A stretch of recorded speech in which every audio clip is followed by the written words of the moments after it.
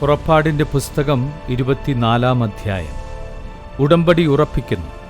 കർത്താവ് മോശയോട് അരുളിച്ചെയ്തു, നീയും അഹ്റോനും നാദാബും അബീഹൂവും ഇസ്രായേലിലെ 70 ശ്രേഷ്ഠന്മാരും കൂടി കർത്താവിൻ്റെ അടുക്കലേക്ക് കയറി വരുവിൻ.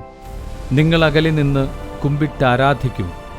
മോശ മാത്രം കർത്താവിനെ സമീപിക്കട്ടെ, മറ്റുള്ളവർ സമീപിക്കരുത്. ജനം അവനോടൊപ്പം കയറി വരികയുമരുത്. മോശ ചെന്ന് കർത്താവിൻ്റെ എല്ലാ വാക്കുകളും നിയമങ്ങളും ജനത്തെ അറിയിച്ചു. കർത്താവ് കൽപ്പിച്ച കാര്യങ്ങളെല്ലാം തങ്ങൾ ചെയ്യുമെന്ന് അവർ ഏകസ്വരത്തിൽ മറുപടി പറഞ്ഞു. മോശ കർത്താവിൻ്റെ വാക്കുകളെല്ലാം എഴുതിവെച്ചു. അവൻ അതിരാവിലെ എഴുന്നേറ്റ് മലയുടെ അടിവാരത്തിൽ ഒരു ബലിപീഠവും ഇസ്രായേലിലെ 12 ഗോത്രങ്ങൾക്കായി 12 സ്തംഭങ്ങളും നിർമ്മിച്ചു. അവൻ അയച്ച ഇസ്രായേൽ യുവാക്കന്മാർ കർത്താവിന് ദഹനബലികളും കാളകളെക്കൊണ്ടുള്ള സമാധാന ബലികളും അർപ്പിച്ചു.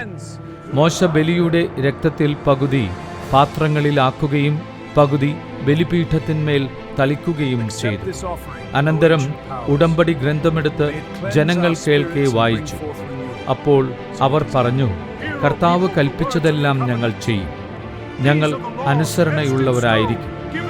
അപ്പോൾ മോശ രക്തമെടുത്ത് ജനങ്ങളുടെ മേൽ തളിച്ചുകൊണ്ട് പറഞ്ഞു, ഈ വചനങ്ങളെല്ലാം ആധാരമാക്കി കർത്താവ് നിങ്ങളോട് ചെയ്ത ഉടമ്പടിയുടെ രക്തമാകുന്നു ഇത്. അനന്തരം മോശയും അഹ്റോനും നാദാബും അബീഹൂവും ഇസ്രായേൽ ശ്രേഷ്ഠന്മാർ 70 പേരും മലമുകളിലേക്ക് കയറിപ്പോയി. അവർ ഇസ്രായേലിന്റെ ദൈവത്തെ കണ്ടു. ആകാശതുല്യം പ്രകാശമാനമായ ഇന്ദ്രനീല കൽത്തളം പോലെ എന്തോ ഒന്ന് അവിടുത്തെ പാദങ്ങളുടെ താഴെ കാണപ്പെട്ടു. ഇസ്രായേൽ ശ്രേഷ്ഠന്മാരായ അവരുടെ മേൽ അവിടുന്ന് കൈവച്ചില്ല. അവർ ദൈവത്തെ കണ്ടു. അനന്തരം ഭക്ഷിക്കുകയും പാനം ചെയ്യുകയും ചെയ്തു. മോശ സീനായ് മലയിൽ. കർത്താവ് മോശയോട് അരുളിച്ചെയ്തു, മലമുകളിൽ എൻ്റെ സമീപത്തേക്ക് കയറി വന്ന് കാത്തുനിൽക്കുക. ഞാൻ നിയമങ്ങളും കൽപ്പനകളും എഴുതിയ കൽപ്പലകകൾ നിനക്ക് തരാം. നീ അവ ജനത്തെ പഠിപ്പിക്കണം. മോശ തൻ്റെ സേവകനായ ജോഷുവയോടുകൂടെ എഴുന്നേറ്റു.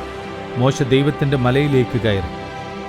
അവൻ ശ്രേഷ്ഠന്മാരോട് പറഞ്ഞു, ഞങ്ങൾ മടങ്ങി വരുന്നതുവരെ നിങ്ങൾ ഇവിടെ കാത്തുനിൽക്കുവിൻ. അഹ്റോനും നൂറും നിങ്ങളോട് കൂടെയുണ്ടല്ലോ. എന്തെങ്കിലും പ്രശ്നമുണ്ടായാൽ അവരെ സമീപിക്കും. മോശ മലയിലേക്ക് കയറിപ്പോയി. അപ്പോൾ ഒരു മേഘം മലയെ ആവരണം ചെയ്തു. കർത്താവിൻ്റെ മഹത്വം സീനായ് മലയിൽ ആവസിച്ചു. 6 ദിവസത്തേക്കൊരു മേഘം മലയെ മൂടിയിരുന്നു. 7-ാം ദിവസം മേഘത്തിൽ നിന്ന് കർത്താവ് മോശയെ വിളിച്ചു. മലമുകളിൽ കർത്താവിൻ്റെ മഹത്വം ദഹിപ്പിക്കുന്ന അഗ്നിക്കു തുല്യം ഇസ്രായേല്യർക്ക് കാണപ്പെട്ടു. മോശ മേഘത്തിൻ്റെ ഉള്ളിൽ കടന്ന് മലമുകളിലേക്ക് കയറി. 40 രാവും 40 പകലും അവൻ മലമുകളിലായിരുന്നു.